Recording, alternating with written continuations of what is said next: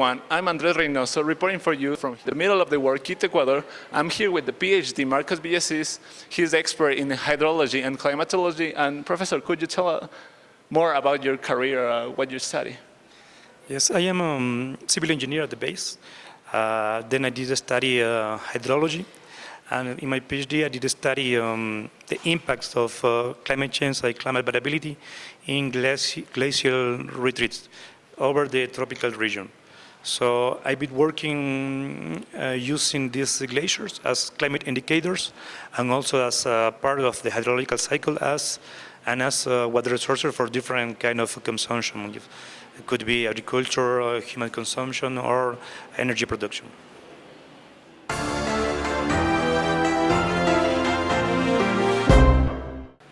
Thank you, Professor. So we are here in the middle of the world, Quito, Ecuador, and we have some advantage. What are the advantages of studying here in Quito, Ecuador, the climate change?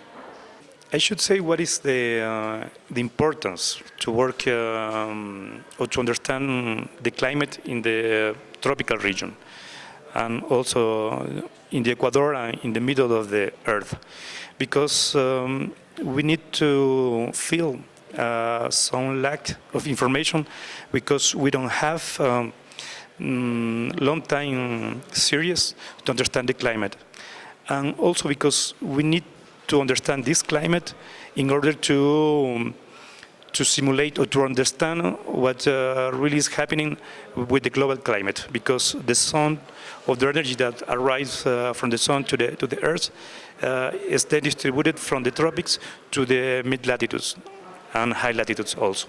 So this process is really important to understand what is happening now, what's happening in the past, and how we can project what could happen into the future.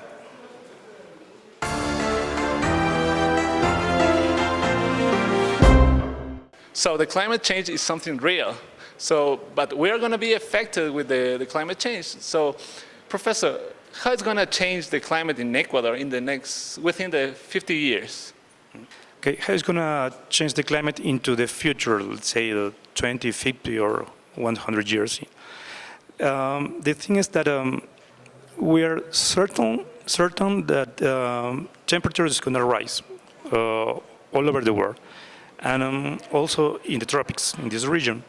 The change is going to be more important in high elevation than in lower elevation. You know, in the tropic, the coast is going to be, the people is going to be less affected because the change is going to be less important, and temperature is going to be higher, let's say, into the future in higher altitudes.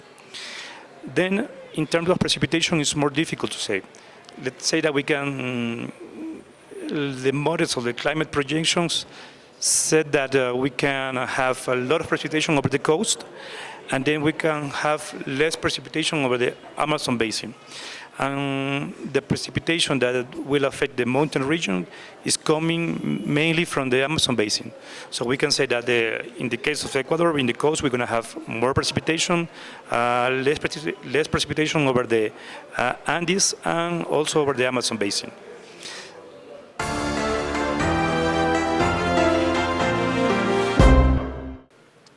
So the climate is changing, and we are being affected with this change. So, Professor, in the future, how could affect the people this climate change?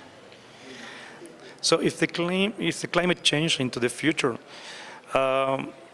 we have what can we expect into the normal life of the people?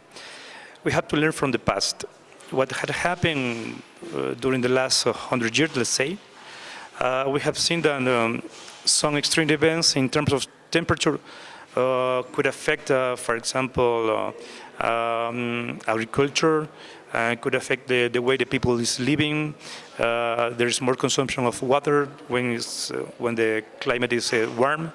So the normal life has been already affected. For example, in 83, or for example, in let's say the 95 and also 2007. And in terms of that's in terms of temperature, but in terms of precipitation also, what could happen is that extreme events could be also enhanced. Let's say that we could have more events of high precipitation and also more events of drought.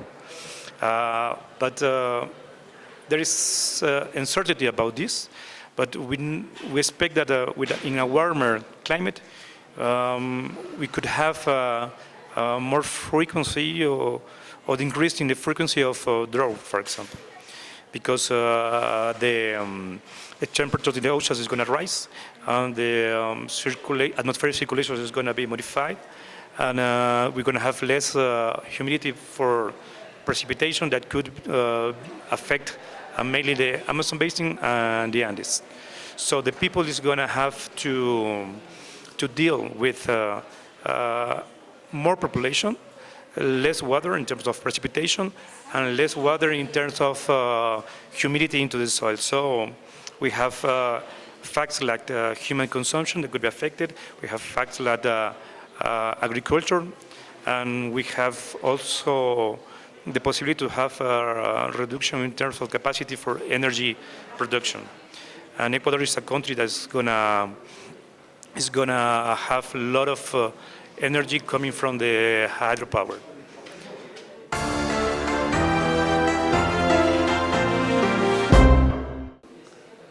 Climate change is a responsibility of all of us. So, in your opinion, Professor, what should we do related to this climate change? What can we do in order to avoid this climate change or reduce at least? Let's say that the people have been dealing with changes in climate since the start of humankind. And also we have to, and now we have also the help of technology. So what we can do is to, there are some basic things, for example, to save water, learn to live with less water, every day, reduce our consumption, let's say. We have to learn how to produce agriculture with less water also, in order to take care of the watersheds. And we have to take care of the watersheds. Let's say that we have to conserve or implement conservation measurements to be sure that in 50 or 100 years, we're going to have the watersheds in good conditions to be capable to feed the population that's going to be there. But there are other ways to react that could be considered as planning in a highest level in terms of the government. But we can also act in the local levels, let's say, for example, the cities or the small cities. Quito has an example that has a fund to conserve the water for the city. And they already have established plans of education for the children. So will be the next generation that will have to take care of these resources in terms of water, but also in terms of agriculture and energy production. And other thing is that, like into the future, we're going to have more people, we're going to have energy production, but we're going to have to use this energy efficiently. So there are some things that are happening all over the world. We have to apply it in our country, even if we have a lot of rain, a lot of capacity to generate energy, but also we're going to have a lot of people.